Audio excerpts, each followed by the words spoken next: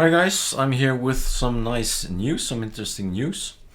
On ArcoLinux.info, if you go to the downloads, we have added a new download link.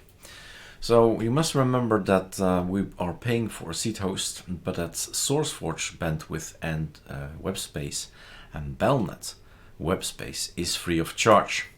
So we have a copy, you see here, where it leads the URL belnet.be, so a Belgian data center, and basically you'll see that the ArcoLinux mirror list has been updated as well, so we can use this as backup. And at this point in time is what the first week of the month, the bi-monthly release.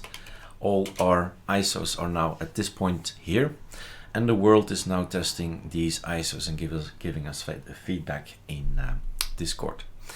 So interesting to know, there is a new backup system, new server where everything is backup, not only the ISOs but also the packages. It's a complete, as you can see here, a complete backup of the whole seed host server, and everything is in here.